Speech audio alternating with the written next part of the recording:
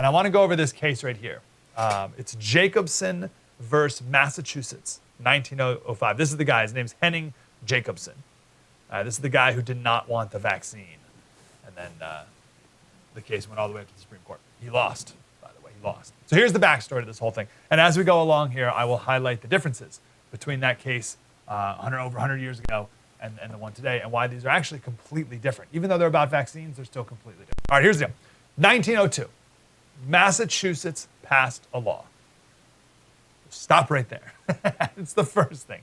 First, passed a law.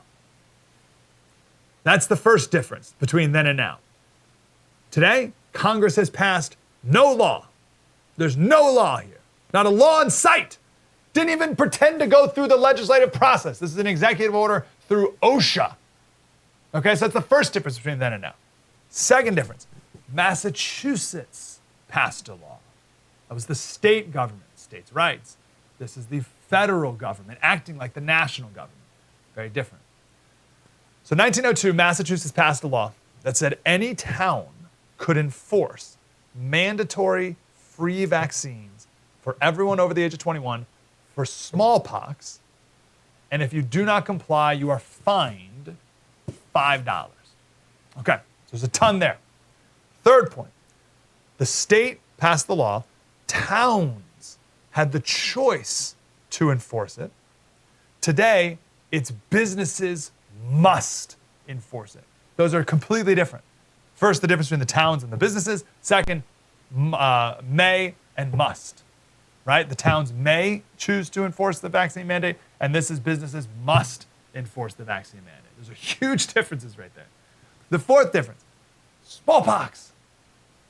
Smallpox killed 30% of the people who got it. 30%. If COVID had a 30% mortality rate, there wouldn't need to be any vaccine mandates because every single person would be punching each other in the face to be first in line to get it.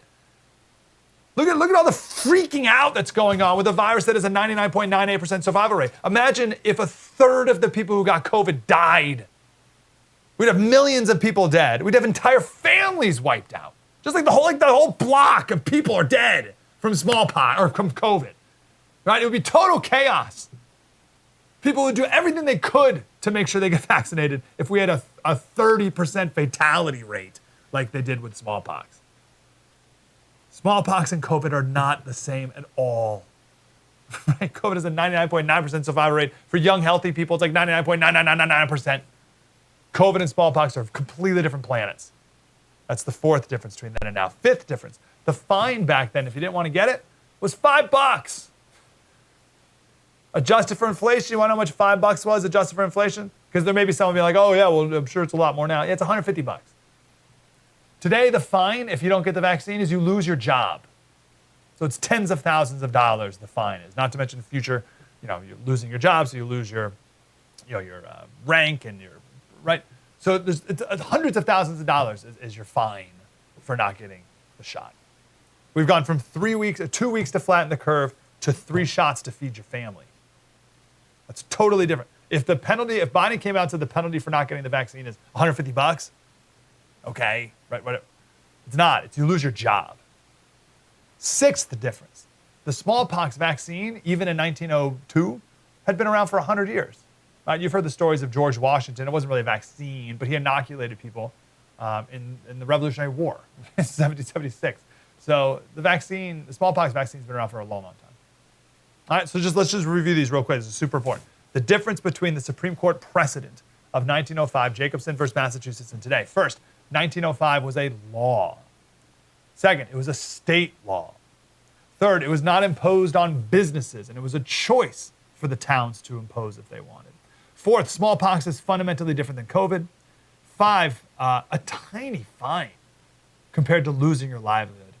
And 6, it was a very well-known and proven vaccine that's already been around for over 100 years then. And I'm sure there's other differences, but those are the simple ones. So that's not precedent at all. That's a totally different case. So what are Republicans going to do? Are Republicans going to push back? Are Republicans in D.C. pushing back? What am I even saying? No is the answer, and who cares? It's not up to them. So we see some red governors pushing back rate. It's not about them at this point. It's up to us to push back. Otherwise, we're going to continue to slide down that slippery slope. And one day, very soon, like a couple weeks, we're going to be doing this exact same segment on vaccine passports in America and how they're unconstitutional and no one will care. I do not want to do that segment. Stop it now. Draw your red line here. Wow, that was deep and insightful. I want more of that. Like, subscribe, get more.